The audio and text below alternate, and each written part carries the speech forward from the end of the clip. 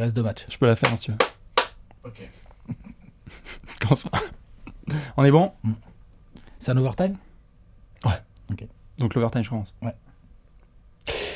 L'overtime de l'apéro. Quelle série serrée, Alex. Entre Warriors et... voilà, c'est entre Warriors et Cavs ou... Ah non, c'est non, pas tout de suite. Attends un peu. C'est quand ? Il reste 2 matchs. Oh le bâtard. On s'installe. Ça y est, il va y avoir des blasphèmes et Hello Kitty va être rempli jusqu'aux narines. Voilà. On s'installe bien évidemment pour parler de cette série entre Warriors. Qui tu nous tiens là ? Hop. Il sort les dents là. Il a montré les dents. Hein. Il a montré les dents avant le game 2. Ah, il a montré les dents et il a sorti le gros paquet. Il a insulté Zaza comme il faut, toute sa famille et ses ancêtres. Bien joué, Pop. Super. Il va y avoir des mafieux géorgiens qui vont débarquer chez lui. Ah, il va sortir l'accordéon, il va pas comprendre. Ça va être beau. On est obligé de parler un petit peu de tout. Tout ce début de série entre Warriors et Spurs. 2 matchs qui ont été joués, 2 scénarios totalement différents. Un Game 1 qu'on a vu et notamment dont on avait fait les lives après. Game 1, c'est un mauvais scénario de série B pour les Spurs. C'est Les terrible. pauvres. Tu mènes de 23. T'as mené de 25 même dans le deuxième quart. Enfin bref, tu mènes à fond. Kawhi Leonard se tord la cheville une première fois.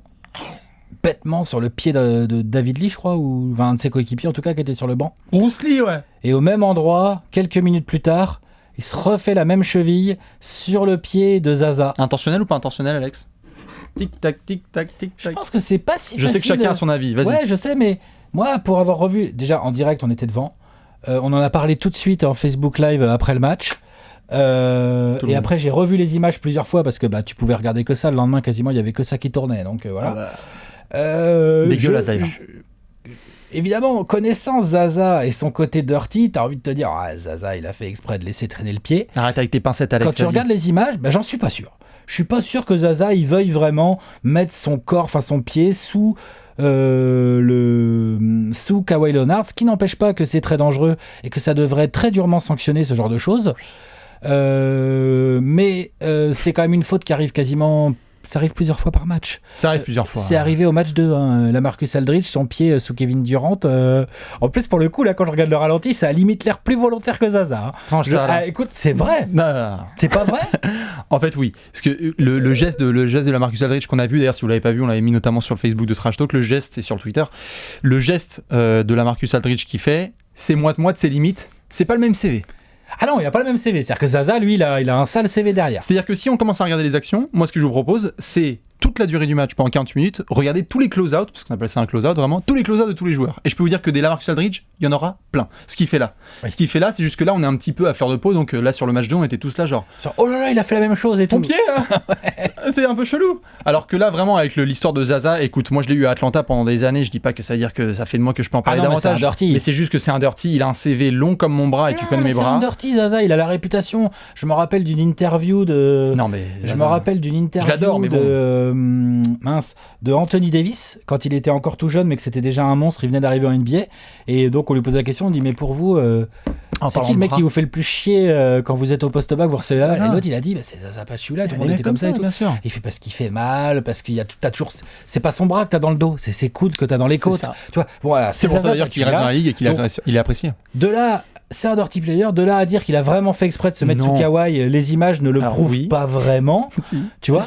Non, voilà. Après, ce qui est terrible, on est pas d'accord à en fait, au-delà de ça, je m'en fous parce que ce qui est terrible, c'est que ça nous chie la série. Mais Zaza, voilà. Tu nous chie la série. C'est-à-dire que les Spurs, ils étaient en train de dominer outrageusement. Là, tu rentres à San Antonio à 1-1. Ce Game 1. C'est pas la même. Exactement. Ils étaient en train de gagner outrageusement, dominer outrageusement ce Game 1. Il n'y avait pas de débat, Alex, sur qui était le meilleur joueur sur le terrain. Le meilleur joueur sur le terrain, était raison, il y avait zéro débat.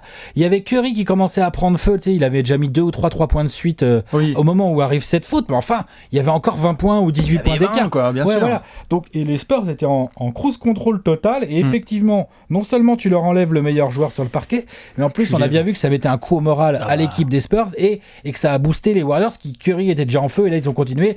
Et là on sait très bien que les Warriors quand ils commencent à envoyer des vagues comme ça, tu La totale. Et puis Spurs ou pas, tu peux rien faire. Exactement. Et d'ailleurs, derrière, comme le disait Ginobili en fin de Game 1, ça mène forcément au Game 2 parce que il n'y a rien de pire dans ces matchs-là que d'envoyer un message et derrière de perdre de 2 points. Parce que tu sais ce qui va se passer au Game 2. Et ben les Warriors démarrent avec le couteau entre les dents. Et il n'y a pas eu de match. Donc voilà un petit peu pour ces 2 premiers matchs. Curry, dès le premier quart, il a fait non, mais il n'y aura pas de match, les gars. Il n'y aura pas de match. Il a été chaud bouillant et ça a commencé direct. Draymond aussi était particulièrement chaud sur le premier quart-temps. Il a bien commencé. Mais donc du coup, on se retrouve à 2-0 avec la gueulante de Pop, etc. Comme quoi c'était un geste, tout ça. De toute façon, un homicide involontaire. Homicide involontaire. Hein. Il a une histoire. Il a fait une plaidoirie quand même. Elle est belle. Elle est belle. Moi, je pression sur les arbitres. Moi, je veux que mon coach il me défende comme ça. Ah, mais je suis d'accord. Superbe. Je suis d'accord. Et puis il essaie aussi d'obtenir de 2-3 petits calls pour le match suivant à San Antonio. Quelque part stratégiquement, on va pas demander à Pop de nous expliquer comment on fait pour. Guerre. Il met la pression sur les arbitres. Ça là-dessus. Moi, je suis tous les gens qui se sont offusqués. Genre, Pop, il peut pas parler comme ça. Il peut pas parler parce qu'il y a Bruce Bowen qui truc. C'est bon. Oui, alors c'est vrai que.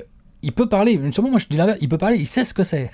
Mais bien sûr. Dirty player. Bien sûr. Parce qu'ils en ont eu un pendant genre, combien il a fait 8 saisons, un truc comme ça. Mais Bruce Bowen a fait gagner des titres à San Antonio grâce à ça. Demande à LeBron James, demande à Kobe, demande à Vince Carter. Bien sûr. Combien de fois ils sont retombés sur les pieds de Bruce Bowen. Légende. Ils se sont fait les chevilles. Celle de Vince Carter est sale. Ça paraissait un petit peu bizarre que Pop puisse parler de ça, mais en même temps, quand tu es un grand compétiteur, et je dis pas ça pour le défendre, mais c'est juste que tu essaies de trouver des avantages quoi qu'il t'arrive. Mais c'est ça qui est paradoxal avec ce genre de joueurs, c'est que tu les détestes. Par contre, quand ils sont dans ton équipe, putain, comment tu les kiffes. C'est de la balle. D'ailleurs, à Golden State, ils vont faire une statue de Zaza. Donc ça, c'est un petit peu pour les 2 premiers matchs. Non, mais c'est comme, je sais pas, Rodman à l'époque, tu vois. Oui. Personne n'avait envie de jouer contre Rodman. Par contre, une fois que c'est ton coéquipier et que t'es copain avec lui, t'es trop content, quoi. Demandez à Jojo. C'est trop bien, quoi. C'est clair. Maintenant, on a le Game 3 qui arrive ce samedi à San Antonio. Ça, c'est un petit peu le do or die, quoi. C'est-à-dire que là, si tu gagnes pas le Game 3, là, mon pote, faut le gagner. Hein. Parce que t'as tout. T'as Pop qui a dit, la Marcus Aldridge, il faut que tu te bouges le cul. Ouais. T'as le public qui va être derrière toi. Ouais. T'as Kawhi qui va potentiellement jouer, mais on sait pas encore. Ouais, c'est pas gagné. Hein. C'est samedi soir, donc il y a un peu de temps de repos. Cheville quand même. Hein. Ça se remet pas comme ça. Et c'est ça, là. En tout cas, s'il joue, il sera clairement pas vraiment à 100%, mais bon. Mais bon, même 80% de Kawhi Leonard, c'est déjà. Tu prends. C'est déjà mieux qu'un paquet de joueurs. Mais donc, San Antonio, là, on est d'accord que si tu perds le 3. Qu'est-ce que tu cherches ? Je sais pas, j'ai entendu un truc. Si tu perds le 3. À ce moment-là, c'est mort, quoi. Si tu perds le 3, déjà, ça pue le sweep, ce qui serait vraiment moche pour les Spurs. Dur. Parce qu'ils méritent pas ça du tout. Ils ont fait une grande saison. Ils jouent bien au basket. C'est ça d'ailleurs qui représente le beau basket collectif avec un franchise vraiment dominant cette année, mais ça reste quand même. Tu vois, non, mais Kawhi. J'imagine le mec qui va s'attraper auprès des mecs des commentaires des Spurs. Non, mais c'est vrai. Parce que le mec avait dit Alex, t'es un hater de San Antonio. Bah oui, on n'arrête pas de dire ça, c'est archi faux.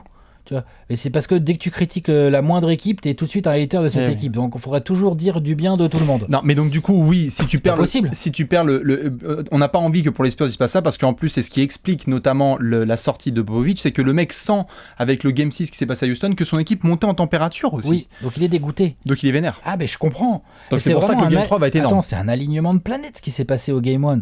C'est-à-dire que t'as Kawhi qui se blesse. Un coup, au même moment, t'as Curry qui est en train de prendre feu. Chaud. T'as tous les Warriors qui suivent derrière. Ça se met à défendre dur. Que quand les Warriors défendent dur comme ça, il y a Aldridge qui peut scorer un peu et Kawhi. Pour les autres Spurs, c'est compliqué. C'est tout. Et en plus, t'as pas Tony. Et t'as pas Tony pour diriger un peu la manœuvre. Tu vois. Donc c'est compliqué. Et donc du coup, là, ils ont vraiment eu tout en même temps, quoi. Ils perdent leurs meilleurs joueurs. Il y a Curry qui prend feu. Il y a les Warriors qui commencent à prendre confiance d'eux. Il y a le public qui devient barge. Voilà, l'oracle. Tu vois, les 3 points commencent à tomber comme des grêlons. Enfin, voilà. Jouer ces Warriors-là, c'est compliqué. Hein. C'est sûr que ça devient tout de suite plus compliqué. Spurs, mais c'était un alignement des planètes, comme tu dis. Parce l'entame de Game 2, c'est l'entame d'une équipe d'éther. Bah, c'est une équipe d'éther. Les Spurs n'ont pas les moyens de répondre, mais ils leur ont pas laissé une chance. Et d'ailleurs, on n'arrête pas de parler des Spurs, mais là, quand ils vont se ramener à San Antonio, Golden State va aussi se ramener avec le couteau entre les dents. Parce que eux, maintenant qu'ils ont mis la tête des Texans sous l'eau, ils ont envie de la garder. Ils n'ont pas du tout envie de leur donner la moindre respiration. Ça, c'est clair. Donc, n'hésitez pas à balancer bien évidemment sur ce qui va se passer ce week-end avec ce samedi. Non, il y en a un qui est gagné. Même Kerr, je pense qu'il va dire, ah les gars, on leur a mis ça, lâchez-en. Non, fais jouer Yann Clark. Sûrement pas. Non, mais tu vois ce que je veux dire. Le mec va. Non, je dis pas que le mec va dire ça. Il va pas dire ça. Il va pas dire ça noir sur blanc. Mais je pense qu'ils en lâchent un et que derrière ils retournent et ils terminent à la maison. 4-1, vas-y, c'est bon. T'as déjà essayé de carotte les Spurs. Coupe la caméra. Non, mais donc du coup, toi, tu dis quoi, sweep ? Non, justement, non, je te pose la question. Non, j'aurais tendance à te rejoindre. Je pense quand même que les Spurs vont vraiment tout faire pour ne pas se faire sweeper et en gagner un.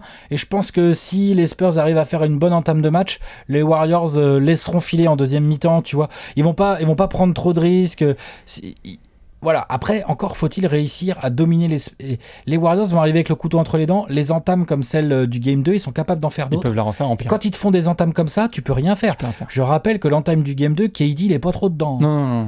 On verra dans tous les cas les joueurs qui vont faire. Oui, bien sûr. On verra que Patrick McCaw a mis 18 points. Oui, bon, ça c'est le garbage time. Mais on verra en effet. Il jouait dans le deuxième quart, il a participé au run. Mais le deuxième quart était le garbage time. Oui, c'est vrai. Mais donc, dans tous les cas, balancez tous vos pronostics pour ce match-là. Nous, on se retrouvera samedi pour ce Game 3. Bon courage aux Spurs, bon courage à Kawhi, bon courage à Pop. Et puis les Warriors, il faut finir le taf parce que derrière, les Cavs, à mon avis, aussi, ils vont rejoindre en finale. Allez les gars, à samedi.